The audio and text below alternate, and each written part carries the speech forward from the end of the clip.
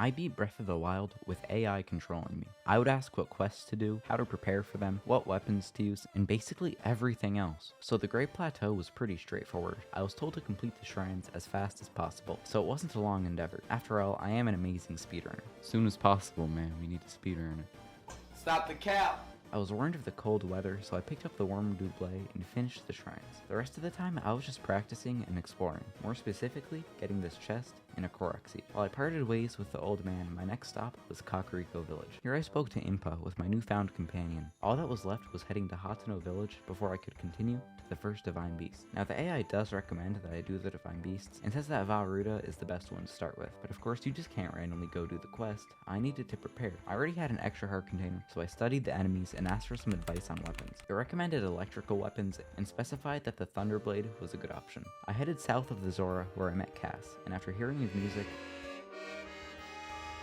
I mounted this deer and unlocked the shrine. The Thunderblade was being held in this chest right here, so I quickly retrieved it and was on my way. For my final stop, I needed a shield, and I figured what better option than the Hylian shield.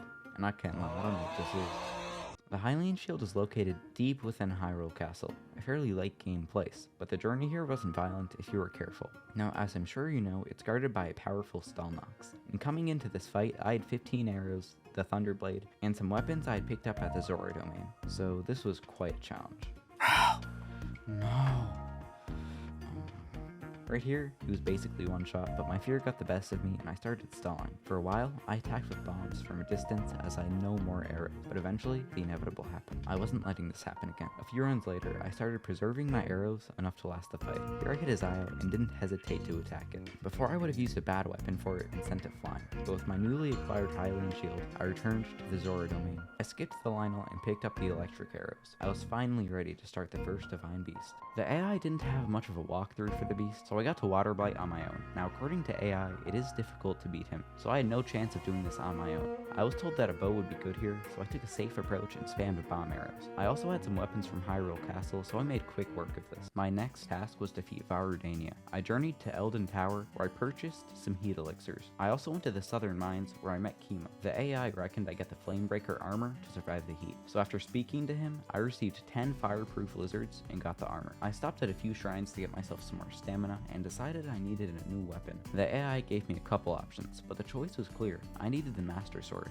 One problem though. The Master Sword takes 13 hearts to obtain. That's a lot of shrines. I could use the heart duplication glitch, but the sword and that many hearts would make this a little too easy. That left me with one option: stealing it. If I make a campfire right over here, have Link sleep until morning, and spam A, the Master Sword is mine free of charge. So after cooking some food, I'm ready to begin the quest. Now I can't lie, I've only played this game once before now, and never actually did this quest, so I have no knowledge about the mechanics introduced.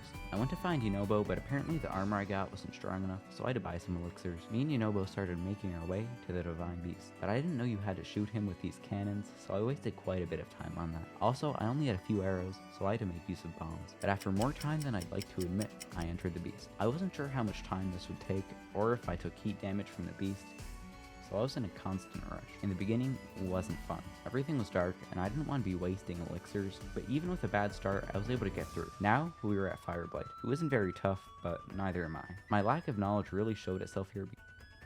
Forgot bomb arrows immediately explode. My main strategy was just stalling until I had the chance to deal a lot of damage. Let's go. Fireblight done? I spoke to Daruk, who gave me his protection. He was pretty happy about seeing Hyrule again. I sure hope everyone down there is still going strong after every Reunion, man.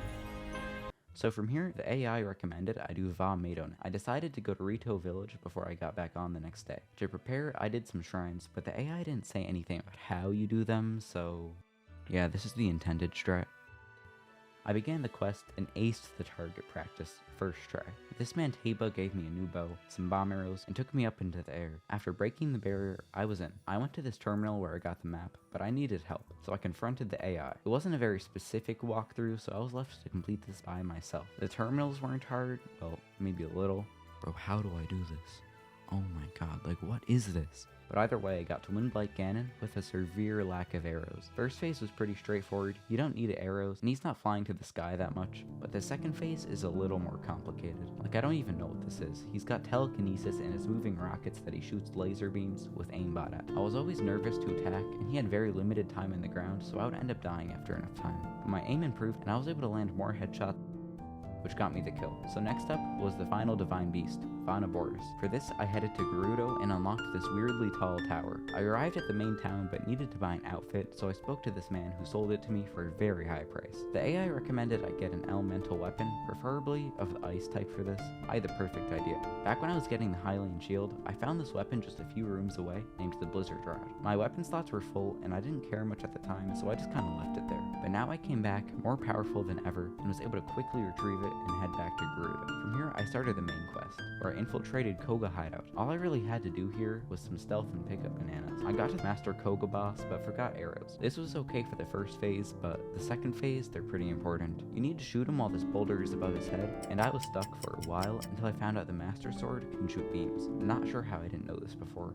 With this done, the only suggestion the AI had for me was to do some shrines and side quests, and after picking up some stamina, I was ready to start the beast. We rode up on the walruses and entered. The puzzles in this beast were pretty annoying, plus moving around was slow, especially if you don't know where to go. Eventually, I got to Thunderblight. First phase wasn't that tough, but the second phase is where I struggled. I'd always fail to lift this with Magnesis. Even when I did get past this, he would rush at me with lightning and knock the shield out of my hands. Here I got really close, but... Is he dead? No! Oh my god. From here, I knew I could do it, and just a little while later, this happened. Okay, Thunderblight done. So now we've completed every divine beast, got some random weapons, and done a few shrines. And there's only one more challenge in my way. Dark Beast. Now you thought Calamity Ganon. I was advised by the AI to go upgrade some equipment. I decided to upgrade the Snow Quill set, but I needed red choo-choo jellies for this. I wasn't about to head to Death Mountain to get some until I remembered this random clip I saw about a year ago. It was showing me that placing some normal choo-choo jellies on fire would turn them red. Anyway, my next goal was to retrieve some food, so I went to the woods and picked up some hardy durians to cook. The AI also suggested that I get the bomb arrows, so I blew all my money on those. At this point, I had nothing else to do. Everything was done, except for Ganon. I didn't feel ready, and the AI wasn't too encouraging either. But either way, I headed to Hyrule Castle and started the fight.